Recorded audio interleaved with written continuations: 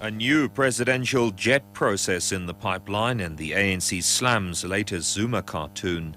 Good day to you. Hot on the heels of her statement that the proposed purchase of a new R2 billion Boeing jet for President Jacob Zuma has been cancelled, the Defence Minister, SAFm5pm, has made it clear that a new procurement process can be expected. She says the process was cancelled after the offer to purchase lapsed on June 15th. The minister says a new procurement process could be expected in the future because there is a need for VIP planes. The process involving Boeing is being probed by the public protector. The ANC's condemned a cartoon by Zapiro in the Mail and Guardian newspaper as offensive, demeaning and insulting to President Zuma. Spokesperson Jackson Mthembu has asked Jonathan Shapiro and the newspaper to apologize to the president and says the party will not rest until they fully understand that their so-called journalistic creativity is a disservice to the unity of the country.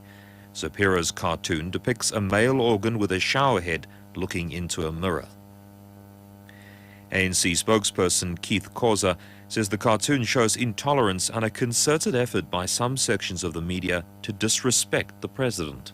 It is clear that there are those who are hell-bent on disrespecting the president, and I can best describe it as intolerance. If they do not agree with the president on a number of issues, how he lives his life, the culture he practices, that level of intolerance can't be allowed in a society like ours. They are the first people to make noise when other people's rights are violated, and they find it easy to do exactly that, to violate the rights of the president. He is a father, he is a husband. He has to be respected.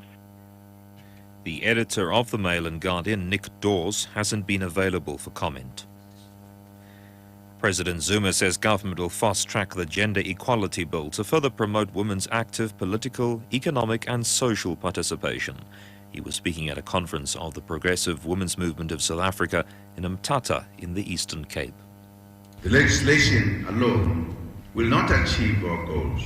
This means that all of us, men and women, must actively work to promote women's rights as human rights. It means that the Progressive Women's Movement must work with relevant government departments on an ongoing basis to promote development and women's emancipation.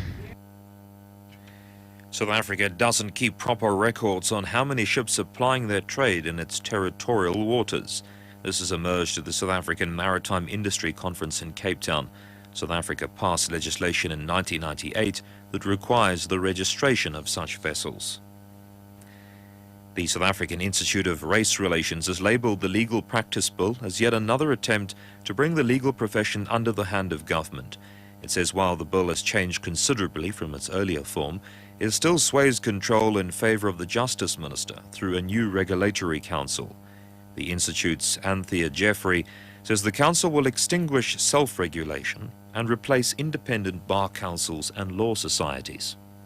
With our new constitution, to have a constitutional democracy with a power of judicial review given to the courts so that they could strike down legislation or executive conduct which is contrary to the Bill of Rights or any other provision in the Constitution. But that system of judicial review depends critically on there being independent-minded lawyers who also feel that they have sufficient professional independence to take on difficult cases.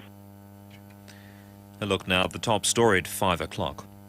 Hot on the heels of a statement that the proposed purchase of a new R2 billion jet for President Zuma has been cancelled, the Defence Ministers made it clear that a new procurement process can be expected.